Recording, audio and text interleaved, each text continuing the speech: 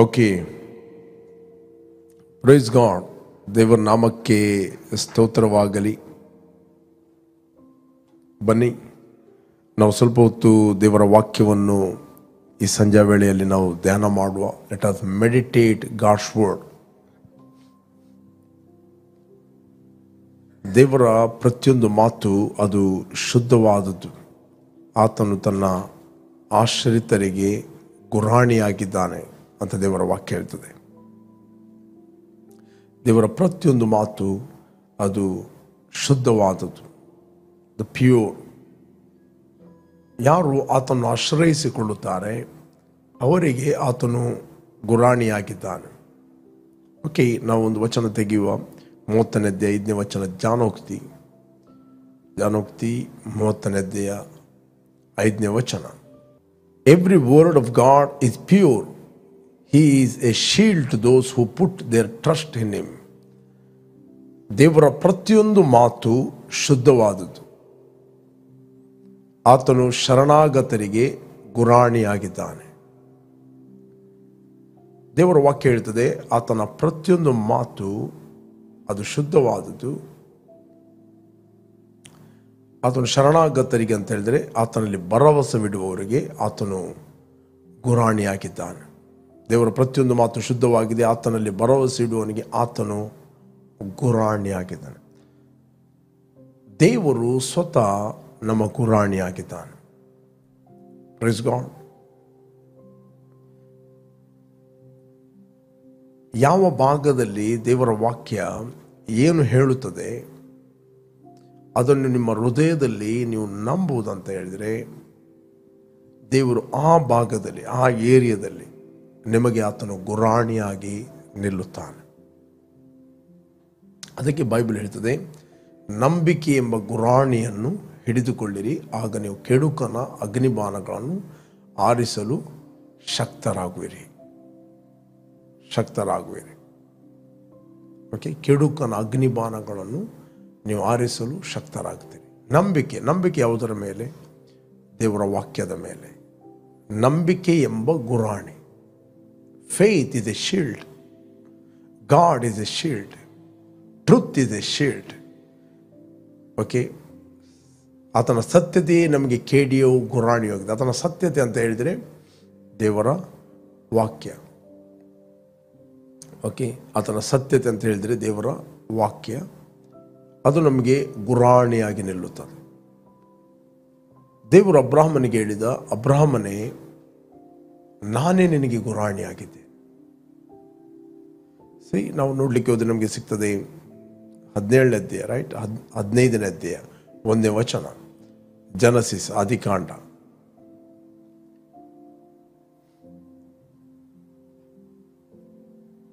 Okay, ಈ ಸಂಗತಿಗಳು ನಡೆದ ಮೇಲೆ 15ನೇ ಅಧ್ಯಾಯ 1ನೇ ವಚನ, ಈ ಸಂಗತಿಗಳು ನಡೆದ ಮೇಲೆ ಅಬ್ರಹಾಮನಿಗೆ ದರ್ಶನದಲ್ಲಿ ಯೆಹೋವನ ವಾಕ್ಯ ಉಂಟಾಯಿತು. ಯೆಹೋವನ ವಾಕ್ಯ ಉಂಟಾಯಿತು. ಏನೆಂದರೆ, ಅಬ್ರಹಾಮನೇ ಭಯ ಪಡಬೇಡ, ನಾನು ನಿನಗೆ ಗುರಾಣಿಯಾಗಿದ್ದೆ.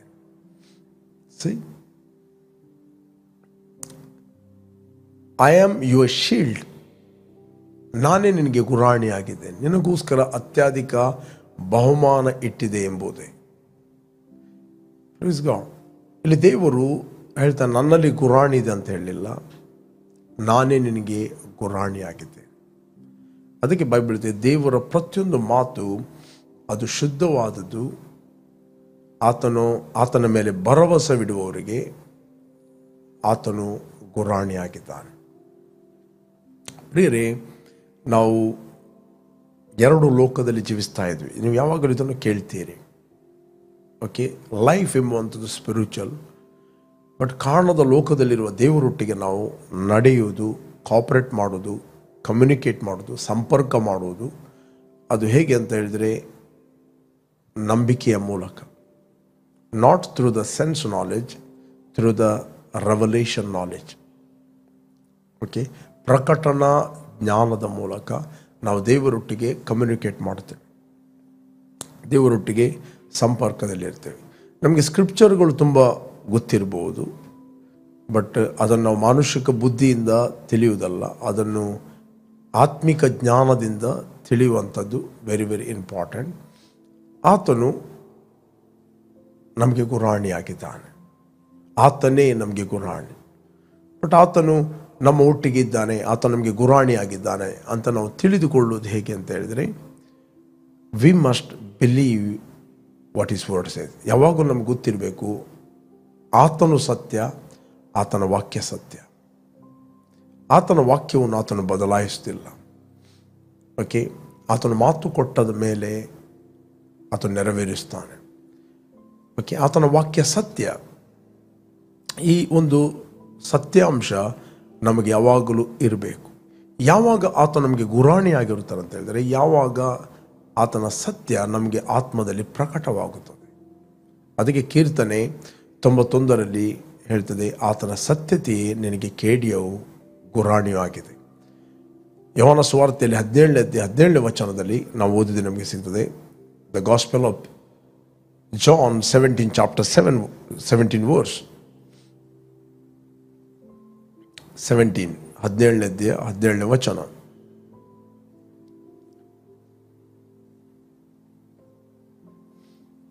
ಓಕೆ, ಇವರನ್ನು ಸತ್ಯದಲ್ಲಿ ಸೇರಿಸಿ ಪ್ರತಿಷ್ಠೆಪಡಿಸು, ನಿನ್ನ ವಾಕ್ಯವೇ ಸತ್ಯವು. Sanctify them by your truth, your word is truth.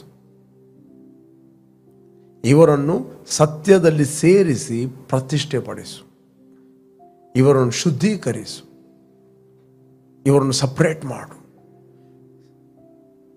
ಅಂದರೆ ವಾಕ್ಯದಲ್ಲಿ ಸತ್ಯ ಅಂತ ಹೇಳಿದರೆ ರಿಯಾಲಿಟಿ, ದ ಸ್ಪಿರಿಚುವಲ್ ರಿಯಾಲಿಟಿ, ಆತ್ಮಿಕ ಸತ್ಯಾಂಶಗಳು. ಕಣ್ಣಿಗೆ ಕಾಣದವುಗಳನ್ನು, ಈ ಕಣ್ಣಿಗೆ ಕಾಣದವುಗಳನ್ನು ನಿಜವೆಂದು ತಿಳಿಯುವಂಥದ್ದು, ಅದೇ ನಂಬಿಕೆ. Spiritual world is a so real. ಆತ್ಮಿಕ ಲೋಕ ಎಂಬುವಂಥದ್ದು ಅದು ಸೋ ರಿಯಲ್. ಏಂಜಲ್ಸ್ಗಳು ಆತ್ಮಿಕ ಲೋಕದಲ್ಲಿ ಇದೆ, ಅದು ಸೋ ರಿಯಲ್. ಅಂದರೆ ಅವು ಸತ್ಯ. ಆತ್ಮಿಕ ಲೋಕ ಎಂಬುವಂಥದ್ದು ಅದು ಎಲ್ಲೇ ಇರುವಂಥದ್ದಲ್ಲ, ನಮ್ಮ ಮಧ್ಯದಲ್ಲಿ ಇರುವಂಥದ್ದು. ಓಕೆ, ಸ್ಪಿರಿಚುವಲ್ ವರ್ಲ್ಡ್, ಆತ್ಮಿಕ ಲೋಕ ಎಂಬುವಂಥದ್ದು ನ್ಯಾಚುರಲ್ ವರ್ಲ್ಡನ್ನು ಯಾವಾಗಲೂ ನೋಡ್ತಾ ಇದೆ. But we cannot C the spiritual world. ನಾವು ಆತ್ಮಿಕ ಲೋಕವನ್ನು ನಮ್ಮ ಇಂದ್ರಿಯಗಳ ಜ್ಞಾನದಿಂದ, ಈ ಕಣ್ಣುಗಳಿಂದ, ಈ ಕಿವಿಗಳಿಂದ, ಈ ಸ್ಪರ್ಶದಿಂದ ಅದನ್ನು ಸಂಪರ್ಕ ಮಾಡಲಿಕ್ಕೆ ಆಗುವುದಿಲ್ಲ. ಓಕೆ, ಬಟ್ ಆತ್ಮಿಕ ಲೋಕ ಇಲ್ಲೇ ಇದೆ, ಅದು ಎಲ್ಲೇ ಇರುವಂಥದ್ದಲ್ಲ, ದೂರ ಇರುವಂಥದ್ದಲ್ಲ, ಇಲ್ಲೇ ಇದೆ. ಬಟ್ ಫೇತಲ್ಲಿ ನಡೆಯುವುದಂತ ಹೇಳಿದರೆ ಆತ್ಮದಲ್ಲಿ ನಾವು ನಡೆಯುವಂಥದ್ದು, ಅಂದರೆ ಆತ್ಮಿಕ ಜ್ಞಾನದಲ್ಲಿ ನಾವು ನಡೆಯುವಂಥದ್ದು. ನಾವು ನೋಡುವವರಾಗಿ ನಡೆಯದೆ ನಂಬುವವರಾಗಿ ನಡೀತೀವಾದ್ದರಿಂದ ದೇಹ ಎಂಬ ಮನೆಯಲ್ಲಿ ವಾಸ ಮಾಡುವ ತನಕ ನಾವು ಕರ್ತನಿಗೆ ದೂರದ ಪ್ರವಾಸಿಗಳಾಗಿದ್ದೇವೆ, ದೂರದ ಪ್ರವಾಸಿಗಳು.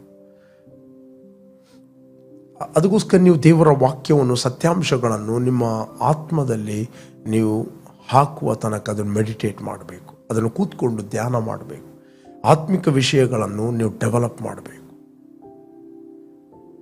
ಓಕೆ, ನೀವು ಆತ್ಮಿಕ ವ್ಯಕ್ತಿಯನ್ನು ಡೆವಲಪ್ ಮಾಡಿದರೆ, ಕಟ್ಟಿದರೆ, ನಿಮ್ಮ ಫಿಸಿಕಲಿ ಏನೇ ಇನ್ಫಾರ್ಮೇಷನ್ ಬಂದರೂ ನಿಮ್ಮ ಆತ್ಮ ಏನು ಮಾಡ್ತಂದರೆ ಅದನ್ನು ರಿಜೆಕ್ಟ್ ಮಾಡ್ತದೆ, ತಿರಸ್ಕರಿಸ್ತದೆ. ಅದಕ್ಕೆ ದೇವರ ವಾಕ್ಯ ಹೇಳ್ತದೆ, ದೇವರಿಗೆ ಒಳಗಾಗಿರಿ, ಸೈತಾನನ್ನು ಎದುರಿಸಿರಿ. ನಂಬಿಕೆಯಲ್ಲಿ ದೃಢವಾಗಿದ್ದುಕೊಂಡು ಅವನನ್ನು ಎದುರಿಸಿರಿ. 1 Peter 5 ಚಾಪ್ಟರ್ 8 ವರ್ಸ್ ಹೇಳ್ತದೆ. 1 Peter 5 ಚಾಪ್ಟರ್ 8 ವರ್ಸ್, 1 ಪೇತ್ರ 5:8 ವಚನ.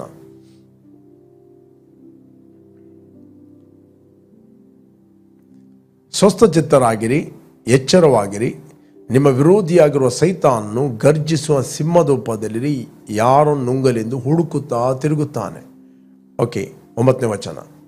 ನೀವು ನಂಬಿಕೆಯಲ್ಲಿ ದೃಢವಾಗಿದ್ದುಕೊಂಡು ಅವನನ್ನು ಎದುರಿಸಿರಿ. ನಂಬಿಕೆಯಲ್ಲಿ ದೃಢವಾಗಿದ್ದುಕೊಂಡು, ದಟ್ ಮೀನ್ಸ್ ಕ್ರಿಸ್ತನಲ್ಲಿ ನೀವು ಯಾರಾಗಿದ್ದೀರಿ, ನಿಮ್ಮ ಬಗ್ಗೆ ನಿಮಗೆ ಗೊತ್ತಿದ್ದುಕೊಂಡು ನಾನು ಇಂಥವನೇ ಆಗಿದ್ದೇನೆ ಕ್ರಿಸ್ತನಲ್ಲಿ, ಅದು ಸುಳ್ಳಲ್ಲ, ಅದು ಸತ್ಯ ಎಂದು ಆ ಸುಳ್ಳುಗಳನ್ನು ಎದುರಿಸಿರಿ. ಅವನನ್ನು ಎದುರಿಸಿರಿ. ಲೋಕದಲ್ಲಿರುವ ನಿಮ್ಮ ಸಹೋದರರು ಅಂತಹ ಬಾಧೆಗಳನ್ನೇ ಅನುಭವಿಸುತ್ತಿದ್ದಾರೆಂದು ನಿಮಗೆ ತಿಳಿದಿದೆಯಲ್ಲ. ಲೋಕದಲ್ಲಿ ಯಾರೆಲ್ಲ ಸಹೋದರಿದ್ದಾರೆ ಅವರೆಲ್ಲರೂ ಅಂತಹ ಬಾಧೆಗಳನ್ನು ಅನುಭವಿಸ್ತಾ ಇದ್ದಾರೆ. They are suffering. Okay, English ಅಂದರೆ resist him steadfast in the faith, knowing that the same suffering and experienced by your brotherhood in the world. ಯೇಸುವನ್ನು ರಕ್ಷಕನ ಒಡೆಯನೆಂದು ಅಂಗೀಕಾರ ಮಾಡಿದ ಪ್ರತಿಯೊಬ್ಬ ವ್ಯಕ್ತಿ ಆತನು ದೇವರ ಮಗನಾಗಿದ್ದಾನೆ. ಕ್ರಿಸ್ತನಲ್ಲಿ ನಾವು ಸಹೋದರರಾಗಿದ್ದೇವೆ. ಈ ಶ್ಲೋಕದಲ್ಲಿರುವ ಪ್ರತಿಯೊಬ್ಬ ಸಹೋದರರು ಅಂತಹ ಬಾಧೆಗಳನ್ನು ಅನುಭವಿಸುತ್ತಿದ್ದಾರೆಂದು ನಿಮಗೆ ತಿಳಿದಿದೆಯಲ್ಲ. ಓಕೆ, ಅದಕ್ಕೆ ಬೈಬಲ್ ಹೇಳ್ತದೆ ಆತ್ಮಿಕ ಮನಸ್ಸು ಎಂಬುವಂಥದ್ದು ಅದು ಜೀವ ಮತ್ತು ಮನಃಶಾಂತಿ. ಶಾರೀರಿಕ ಮನಸ್ಸು ಅದು ಮರಣ. ಅಂದರೆ ನಿಮ್ಮ ಇಂದ್ರಿಯಗಳಿಂದ ಡಾಮಿನೇಟ್ ಆಗಿರುವಂತಹ ಮನಸ್ಸು, ಅದು ದೇವರ ವಾಕ್ಯ ಹೇಳ್ತದೆ ಅದು ಮರಣ. ಬಟ್ ಆತ್ಮಿಕ ಮನಸ್ಸು, ಯಾವಾಗ ನೀವು ಆತ್ಮವನ್ನು ಚುರುಕುಗೊಳಿಸ್ತೀರಿ, ನಿಮ್ಮ ಆತ್ಮವನ್ನು ನೀವು ಕಟ್ಟುತ್ತೀರಿ ದೇವರ ವಾಕ್ಯದಲ್ಲಿ, ಆತ್ಮಿಕವಾಗಿ ನೀವು ಬಿಲ್ಡ್ ಆಗುತ್ತೀರಿ, ನಿಮ್ಮನ್ನು ಸ್ಟ್ರೆಂಥನ್ ಮಾಡುತ್ತೀರಿ, ಎಡಿಫೈ ಮಾಡುತ್ತೀರಿ, ನಿಮ್ಮ ಆತ್ಮವನ್ನು ಪ್ರೋಗ್ರೆಸ್ ಮಾಡುತ್ತೀರಿ. ದೇವರ ವಾಕ್ಯವನ್ನು ಮೆಡಿಟೇಟ್ ಮಾಡಿ, ಅನ್ಯ ಭಾಷೆಯಲ್ಲಿ ನೀವು ಮಾತಾಡಿ ಅಥವಾ ಆರಾಧನೆ ಮಾಡಿ, ದೇವರ ವಾಕ್ಯವನ್ನು ಓದಿ, ಯಾವಾಗಲೂ ನೀವು ಆತ್ಮಿಕತೆಯಲ್ಲಿ ನೀವು ಅಭಿವೃದ್ಧಿ ಆದರೆ ನೀವು ಪ್ರಾಪಂಚಿಕರಾಗಿ ಜೀವಿಸ್ತಿಲ್ಲ. You are spiritual people. ಅದಕ್ಕೆ ಬೈಬಲ್ ಹೇಳ್ತದೆ ಆತ್ಮಿಕ ಮನಸ್ಸು ಜೀವ ಮತ್ತು ನೆಕ್ಸ್ಟ್ ಬರುವಂಥದ್ದು ಮನಸ್ಸಿಗೆ ಶಾಂತಿ, ಲೈಫ್ ಆ್ಯಂಡ್ ಪೀಸ್ ಅಂತ ವಾಕ್ಯ ಹೇಳ್ತದೆ. ಪ್ರತಿಯೊಬ್ಬ ವ್ಯಕ್ತಿ ಈ ಲೋಕದಲ್ಲಿ ಅವನಿಗೆ ಬೇಕು. ಲೋಕದಲ್ಲಿರುವ ವ್ಯಕ್ತಿಗೆ ಅವನು ಬಾರ್ನ್ ಅಗೇನ್ ಆಗಲಿ ಬಾರ್ನ್ ಅಗೇನ್ ಆಗದೇ ಇರಲಿ, ಎವ್ರಿಬಡಿ ಈಸ್ ಸೀಕಿಂಗ್ ಪೀಸ್. ಪ್ರತಿಯೊಬ್ಬ ವ್ಯಕ್ತಿಗೆ ಸಮಾಧಾನ ಬೇಕು. ಯೇಸು ಹೇಳಿದ ಶಾಂತಿಯನ್ನು ನಾನು ಬಿಟ್ಟು ಹೋಗುತ್ತೇನೆ, ಲೋಕ ಕೊಡುವ ರೀತಿಯಲ್ಲಿ ನಾನು ಕೊಡುವುದಿಲ್ಲ. The peace I leave with you ಅಂದರೆ ಮನಃಶಾಂತಿ, ದ ಪೀಸ್. 14-27 ವಚನ ಯೋಹಾನ ಸುವಾರ್ತೆಯಲ್ಲಿ 14:27 ಶಾಂತಿಯನ್ನು ನಿಮಗೆ ಬಿಟ್ಟು ಹೋಗುತ್ತೇನೆ, ನನ್ನಲ್ಲಿರುವಂಥ ಶಾಂತಿಯನ್ನು ನಿಮಗೆ ಕೊಡುತ್ತೇನೆ, ಲೋಕವು ಕೊಡುವ ರೀತಿಯಿಂದ ನಾನು ನಿಮಗೆ ಕೊಡುವುದಿಲ್ಲ. ನಿಮ್ಮ ಹೃದಯವು ಕಳವಳಗೊಳ್ಳದಿರಲಿ, ಹೆದರದಿರಲಿ. Peace I leave with you, my peace I give to you, not as the world gives do I give to you.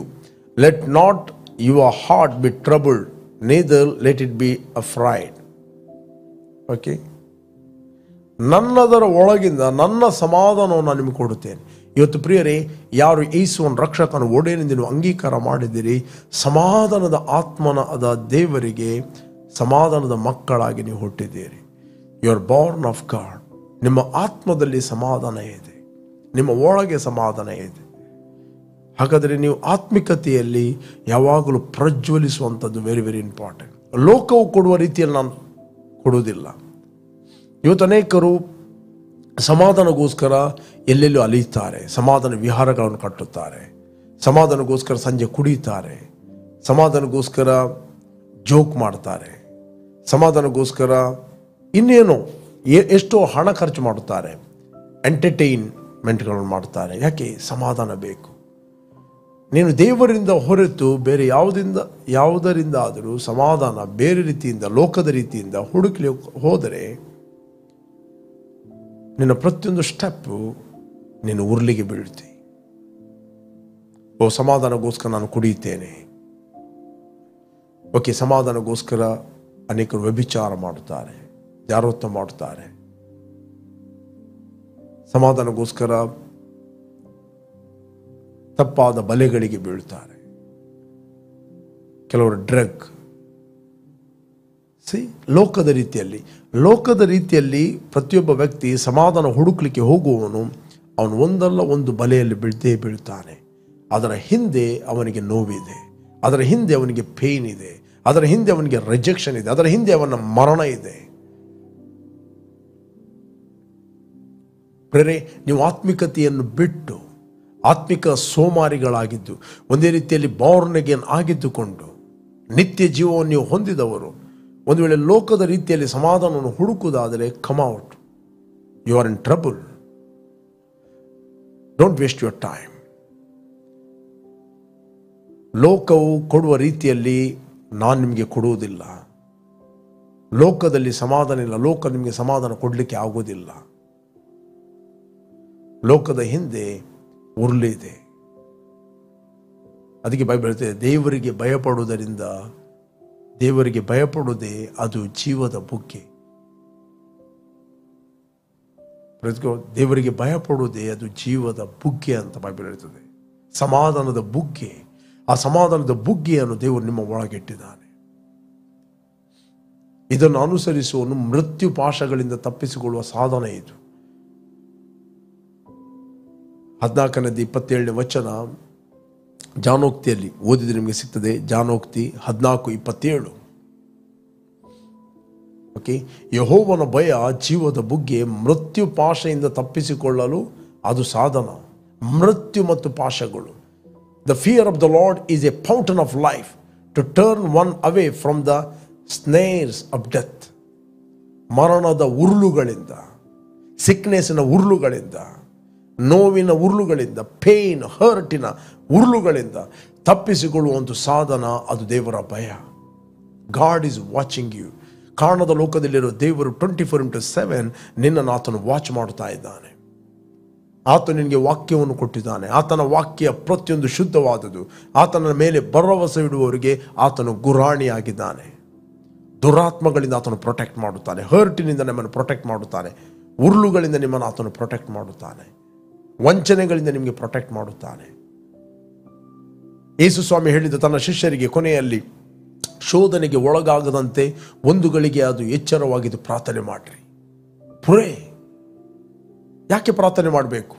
ಶೋಧನೆಗೆ ಒಳಗಾಗದಂತೆ ಎಚ್ಚರವಾಗಿದ್ದು ಪ್ರಾರ್ಥಿಸಿರಿ. Spirit is willing, flesh is weak ಅಂತ ಯೇಸು ಸ್ವಾಮಿ ಹೇಳಿದ. ಆತ್ಮ ಸಿದ್ಧವಾಗಿದೆ. ಕನ್ನಡದಲ್ಲಿ ಮನೋಸಿದ್ಧ, ಆಕ್ಚುಲಿ ಆತ್ಮ ಸಿದ್ಧವಾಗಿದೆ, ಶರೀರಕ್ಕೆ ಬಲ ಸಾಲದು. ಮತ್ತಾಯನು ಬರೆದ ಸುವಾರ್ತೆಯಲ್ಲಿ 26:41 watch and pray. Watch and pray ಅಂದರೆ ಇಡೀ ದಿನ ವಾಚ್ ನೋಡುತ್ತಾ ಪ್ರೇಯರ್ ಮಾಡುವುದಲ್ಲ. ಓಕೆ, ಎಚ್ಚರವಾಗಿ watch and pray lest you enter into temptation. ನೀವು ಶೋಧನೆಗೆ ಒಳಗಾಗದಂತೆ, ಮೋಸಕ್ಕೆ ಒಳಗಾಗದಂತೆ, ಉರುಳುಗಳಿಗೆ ಒಳಗಾಗದಂತೆ, ಡಿಸೆಪ್ಷನ್ಗೆ ಒಳಗಾಗದಂತೆ ಎಚ್ಚರವಾಗಿದ್ದು ಪ್ರಾರ್ಥಿಸಿರಿ. ಮನಸ್ಸು ಸಿದ್ಧವಾಗಿದೆ. ಇಂಗ್ಲಿಷ್ ಇದೆ, the spirit indeed is willing but the flesh is weak. ಅದರ ದೇಹಕ್ಕೆ ಬಲ ಸಾಲದು ಎಂದು ಹೇಳಿದನು. ಯಾವಾಗ ನೀವು ಪ್ರಾರ್ಥನೆ ಮಾಡುತ್ತೀರಿ, ನಿಮ್ಮ ಅಂತರ್ಯದ ಮನುಷ್ಯವನ್ನು ನೀವು ಬಲಗೊಳಿಸ್ತೀರಿ. ಯಾವಾಗ ನೀವು ಪ್ರಾರ್ಥನೆ ಮಾಡುತ್ತೀರಿ, ಸ್ಪೆಂಡ್ ಮಾಡುತ್ತೀರಿ, ದೇವರ ಸನ್ನಿಧಾನದಲ್ಲಿ ಸಮಯವನ್ನು ನೀವು ಸ್ಪೆಂಡ್ ಮಾಡುತ್ತೀರಿ, you edify your spirit, build your spirit, strengthen your human spirit. ನಿಮ್ಮ ಆತ್ಮಿಕ ಮನುಷ್ಯನನ್ನು ನೀವು ಬಲಗೊಳಿಸ್ತೀರಿ. ನಿಮ್ಮ ಆತ್ಮಿಕ ಮನುಷ್ಯನನ್ನು ಸಾಮರ್ಥ್ಯಗೊಳಿಸ್ತೀರಿ. ನಿಮ್ಮ ಆತ್ಮಿಕ ಮನುಷ್ಯನ ನೀವು ಕಟ್ಟುತ್ತೀರಿ. Praise God. The spiritual mind is a life in peace. ಅಥವಾ ನೀವು ಸಹೋದರ ಅನ್ಯೋನ್ಯತೆಯಲ್ಲಿ ಸೇರುತ್ತೀರಿ. ಅನ್ಯೋನ್ಯತೆಯಲ್ಲಿ ಸೇರಿಕೊಂಡು ನೀವು ಪ್ರಾರ್ಥನೆ ಮಾಡ್ತೀರಿ. ಒಬ್ಬರಿಗೊಬ್ಬರು ದೇವರ ವಾಕ್ಯವರು ಮಾತಾಡಿ, ಪ್ರಾಪಂಚಿಕ ಸಂಗತಿಗಳು ಮಾತಾಡದೆ, ಇನ್ನೊಬ್ಬರ ವೀಕ್ನೆಸ್ಗಳು ಮಾತಾಡದೆ, ಯಾವಾಗ ನೀವು ಆತ್ಮಿಕ ವಿಷಯಗಳು ಮಾತಾಡುತ್ತೀರಿ, ನಿಮ್ಮ ಆತ್ಮಿಕ ಮನುಷ್ಯ ಉತ್ತೇಜನಗೊಳ್ಳುತ್ತಾನೆ, ಎಡಿಫೈ ಆಗುತ್ತಾನೆ, ಕಟ್ಟಲ್ಪಡುತ್ತಾನೆ. ನೀವು ಸಾಮರ್ಥ್ಯಗೊಳ್ಳುತ್ತೀರಿ ನಿಮ್ಮ ಆತ್ಮದಲ್ಲಿ. ಬೇರೆ the spiritual mind is life and peace. ಆತ್ಮಿಕ ಮನಸ್ಸು ಎಂಬುವಂಥದ್ದು ಅದು ಜೀವ ಮತ್ತು ಮನಃಶಾಂತಿ. ಯೇಸುವನ್ನು ರಕ್ಷಕನ ಒಡೆಯನೆಂದು ಅಂಗೀಕಾರ ಮಾಡಿದ ನಿಮ್ಮಲ್ಲಿ ಆ ಜೀವ ಇದೆ. You have that life and peace. ಯಾವಾಗಲೂ ಹೇಳ್ರಿ, I got the life of God in me. ನನ್ನಲ್ಲಿ ಕ್ರಿಸ್ತನ ಜೀವ ಮತ್ತು ಸಮಾಧಾನ ಇದೆ. I have a peace. ಯಾವಾಗಲೂ ಹೇಳಬೇಡ್ರಿ, ಓ ನನಗೆ ಸಮಾಧಾನ ಇಲ್ಲ, ನನ್ನ ಮನೆಯಲ್ಲಿ ಸಮಾಧಾನ ಇಲ್ಲ. No one can. ಯಾರು ನಿಮ್ಮ ಸಮಾಧಾನವನ್ನು ಕದಿಯಲಿಕ್ಕೆ ಆಗುವುದಿಲ್ಲ. ಯಾಕಂದರೆ ನಿಮ್ಮ ಒಳಗೆ ಪವಿತ್ರ ಆತ್ಮನು 24/7 ವಾಸ ಮಾಡುತ್ತಾನೆ. ಆತ ನಿಮ್ಮನ್ನು ನಡೆಸ್ತಾನೆ. ಆತ ನಿಮಗೆ ಗೈಡ್ ಮಾಡುತ್ತಾನೆ. ಆತ ನಿಮಗೆ ಕೌನ್ಸಿಲ್ ಮಾಡುತ್ತಾನೆ. ಆತ ನಿಮಗೆ ಸಾಮರ್ಥ್ಯಗೊಳಿಸ್ತಾನೆ. ಆತ ನಿಮ್ಮನ್ನು ಸಂತೈಸ್ತಾನೆ. ಆ ಸಂತೈಸುವ ಆತ್ಮ ನಿಮ್ಮ ಒಳಗಿದ್ದಾನೆ. ಹೇಗೆ ನೀವು ಹೇಳುವಂಥದ್ದು ನನಗೆ ಸಮಾಧಾನ ಇಲ್ಲ ಅಂತ? How come you are discourage? ಹೀಗೆ ನೀವು ಡಿಸ್ಕರೇಜ್ ಆಗುವಂಥದ್ದು. ಯಾಕಂತ ಹೇಳಿದರೆ ನಿಮ್ಮ ಒಳಗಿದ್ದ ಪವಿತ್ರ ಆತ್ಮನನ್ನು ನೀವು ಡಿಸ್ಕವರ್ ಮಾಡಲಿಲ್ಲ, ಅಂದರೆ ಕಂಡುಕೊಳ್ಳಲಿಲ್ಲ, ಆತನ ಬಗ್ಗೆ ನೀವು ವಿಚಾರಿಸಲಿಲ್ಲ, ಆತನ ಬಗ್ಗೆ ನೀವು ತಿಳಿಯಲಿಲ್ಲ. ಎವ್ರಿ ಟೈಮ್ ನೀವು ದೇವರ ವಾಕ್ಯವನ್ನು ಓದ್ತೀರಿ, ನಿಮ್ಮ ಒಳಗೆ ನೀವು ನೋಡ್ತೀರಿ ಎಂಥ ಆತ್ಮನನ್ನು ದೇವರು ನಿಮ್ಮ ಒಳಗೆ ಇಟ್ಟಿದ್ದಾನೆ. ಅದಕ್ಕೆ ಬೈಬಲ್ ಹೇಳ್ತದೆ, ನೀವಂತೂ ದೇವರಿಂದ ಹುಟ್ಟಿದವರು, ನಿಮ್ಮಲ್ಲಿ ಇರುವ ಆತನು ಲೋಕದಲ್ಲಿ ಇರುವವನಿಗಿಂತ ಹೆಚ್ಚಿನವನು, ಆದ್ದರಿಂದ ನೀವು ಸುಳ್ಳು ಪ್ರವಾದಿಗಳನ್ನು ಜಯಿಸ್ತೀರಿ ಅಲ್ಲ, ನೀವು ಜಯಿಸಿದ್ದೀರಿ. You already overcome. ಸಿ, 1 ಯೋಹಾನ ಸುವಾರ್ತೆ 4ನೇ ವಚನ, ಪ್ರಿಯರಾದ ಮಕ್ಕಳೇ, ನೀವಂತೂ ದೇವರಿಂದ ಹುಟ್ಟಿದವರಾಗಿದ್ದೀರಿ ಮತ್ತು ಲೋಕದಲ್ಲಿ ಇರುವವನಿಗಿಂತ ನಿಮ್ಮಲ್ಲಿ ಇರುವ ಆತನು ಹೆಚ್ಚಿನವನಾಗಿರುವುದರಿಂದ ನೀವು ಆ ಸುಳ್ಳು ಪ್ರವಾದಿಗಳನ್ನು ಜಯಿಸ್ತೀರಿ ಅಂತ ಹೇಳಲಿಲ್ಲ, ಆಲ್ರೆಡಿ ಜಯಿಸ್ತೀರಿ. ನಿಮ್ಮ ಜಯದಲ್ಲಿ ಕ್ರಿಸ್ತನೊಂದಿಗೆ ದೃಢವಾಗಿ ನಿಲ್ಲಿ. Stand on victory which God has given you in Christ. ದೇವರು ನಿಮಗೆ ಕ್ರಿಸ್ತನಲ್ಲಿ ಕೊಟ್ಟಂಥ ಜಯದಲ್ಲಿ ಕಂಟಿನ್ಯೂ ಆಗಿ ನಿಲ್ಲಿ. ಎವ್ರಿ ಟೈಮ್ ಹೇಳ್ರಿ, ನಾನು ದೇವರಿಂದ ಹುಟ್ಟಿದವನು, ನನ್ನಲ್ಲಿ ಇರುವ ಆತನು ಲೋಕದಲ್ಲಿ ಇರುವವನಿಗಿಂತ ಹೆಚ್ಚಿನವನು, ಆದ್ದರಿಂದ ನಾನು ಸುಳ್ಳು ಪ್ರವಾದಿಗಳನ್ನು ಜಯಿಸ್ತೇನೆ. ನಾನು ಜಯಶಾಲಿಗಳಿಗಿಂತ ಜಯಶಾಲಿ. ನಾನು ಕ್ರಿಸ್ತನಲ್ಲಿ ನೂತನ ಸೃಷ್ಟಿಯಾಗಿದ್ದೇನೆ. ನಾನು ಕ್ರಿಸ್ತನಲ್ಲಿ ಪರಲೋಕದ ರಾಯಭಾರಿಯಾಗಿ ಭೂಲೋಕದಲ್ಲಿ ನಾನು ಇದ್ದೇನೆ. ಕ್ರಿಸ್ತನಲ್ಲಿ ನಾನು ಸಮಾಧಾನ ಪಡಿಸುವನಾಗಿದ್ದೇನೆ. ಕ್ರಿಸ್ತನಲ್ಲಿ ನಾನು ಜಯದಲ್ಲಿ ನಡೆಯುವನಾಗಿದ್ದೇನೆ, ಸಮೃದ್ಧಿಯಲ್ಲಿ ನಡೆಯುವನಾಗಿದ್ದೇನೆ. ನಿತ್ಯ ಜೀವವು ನನ್ನ ಒಳಗಿದೆ, ನಾನು ಬೆಳಕಿನಲ್ಲಿ ನಡೆಯುವನಾಗಿದ್ದೇನೆ. ಎವ್ರಿ ಟೈಮ್ ನೀವು ಹೇಳ್ರಿ, ನಿಮ್ಮ ಒಳಗಿನ ಮನುಷ್ಯವನ್ನು ನೀವು ಸಾಮರ್ಥ್ಯಗೊಳಿಸ್ತೀರಿ, ನಿಮ್ಮ ಆತ್ಮಿಕ ಮನುಷ್ಯನನ್ನು ನೀವು ಸಾಮರ್ಥ್ಯಗೊಳಿಸ್ತೀರಿ. ನಿಮಗೆ ದೇವರ ವಾಕ್ಯ ಕ್ಲಿಯರ್ ಆಗಿ ಅರ್ಥ ಆಗ್ತದೆ. ಯಾಕಂದ್ರೆ ದೇವರ ವಾಕ್ಯ ಅರ್ಥ ಆಗುವಂಥದ್ದು ನಿಮ್ಮ ಆತ್ಮಕ್ಕೆ, ಶರೀರಕ್ಕೆ ಅಲ್ಲ. ನಿಮ್ಮ ಆತ್ಮಕ್ಕೆ ದೇವರ ವಾಕ್ಯ ಕ್ಲಿಯರ್ ಆಗಿ ಅರ್ಥ ಆಗ್ತದೆ. You can understand God in your spirit. ಅದಕ್ಕೆ ಬೈಬಲ್ ಹೇಳ್ತೇವೆ, ಲೋಕಗಳು ದೇವರ ಮಾತಿನಿಂದ ಉಂಟಾದವೆಂದು ನಂಬಿಕೆಯಿಂದ ನಾವು ತಿಳಿಯುತ್ತೇವೆ. ಅಂದರೆ ಆತ್ಮದಿಂದ ನಾವು ತಿಳಿಯುತ್ತೇವೆ. By faith we can understand the worlds were framed by the word of God. Framed by the word of God. Okay?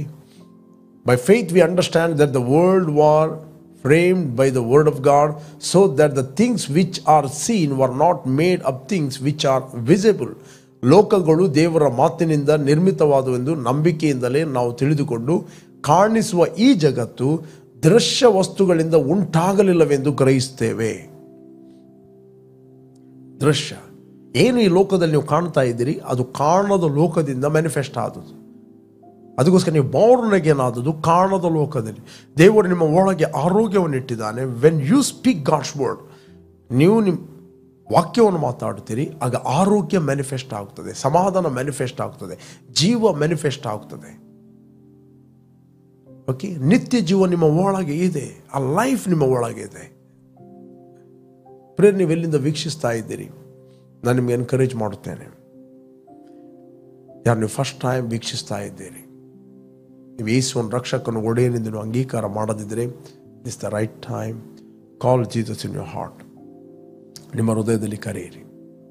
ಯಾರು ಆತನನ್ನು ಅಂಗೀಕಾರ ಮಾಡಿದರು, ಅಂದರೆ ಆತನ ಹೆಸರು, ಅಂದರೆ ಯೇಸುವಿನ ಹೆಸರಿನಲ್ಲಿ ನಂಬಿಕೆ ಇಟ್ಟರು, ಅವರಿಗೆ ದೇವರ ಮಕ್ಕಳಾಗುವ ಅಧಿಕಾರವನ್ನು ಕೊಟ್ಟರು. ಇವರು ಕಾಮದಿಂದಾಗಲಿ, ರಕ್ತ ಸಂಬಂಧದಾಗಲಿ, ಪುರುಷ ಸಂಕಲ್ಪದಿಂದಾಗಲಿ, ಮನುಷ್ಯನ ಇಚ್ಛೆಯಿಂದಾಗಲಿ ಇವರು ಹುಟ್ಟಿದವರಲ್ಲ, ಇವರು ದೇವರಿಂದ ಹುಟ್ಟಿದವರು.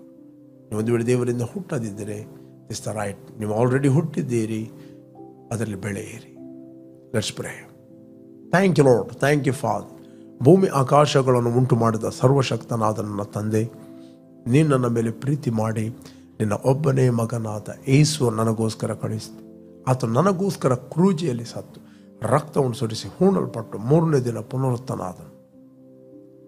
ನಾನು ನಂಬುತ್ತೇನೆ, ಆತನು ಸುರಿಸಿದ ರಕ್ತದ ಮೂಲಕ ನನ್ನ ಅಪರಾಧಗಳು ಪರಿಹಾರವಾಗಿ ನನಗೆ ಬಿಡುಗಡೆ ಆಯಿತು. ಮತ್ತು ನಾನು ಬಾಯಲ್ಲಿ ಅರಿಕೆ ಮಾಡುತ್ತೇನೆ, ಯೇಸುವೆ ನನ್ನ ಕರ್ತನೆ ಎಂದು. ನನಗೆ ಬಿಡುಗಡೆ ಆಯಿತು. ಕರ್ತನ ಸಮಾಧಾನವು ನನ್ನ ಒಳಗೆ ಪವಿತ್ರಾತ್ಮನ ಮೂಲಕ ಇದೆ. ನನ್ನ ದೇಹದ ಎಲ್ಲ ಅಂಗಗಳು ಜಸ್ಟ್ ಹೇಳ್ರಿ ನಾರ್ಮಲಾಗಿ ಕೆಲಸ ಮಾಡುತ್ತವೆ. ಪ್ರತಿಯೊಬ್ಬರ ದೇಹವು ನಾರ್ಮಲಾಗಿ ಕೆಲಸ ಮಾಡಲಿ. ಪ್ರತಿಯೊಬ್ಬರು ಪ್ರೊಟೆಕ್ಟ್ ಆಗಲಿ, ಪ್ರತಿಯೊಬ್ಬರು ಅಂತರ್ಯದಲ್ಲಿ ಪ್ರಜ್ವಲಿಸಲಿ. ಯೇಸು ನಾಮದಲ್ಲಿ ತಂದೆ, ಆಮೆನ್, ಆಮೆನ್, ಆಮೆನ್.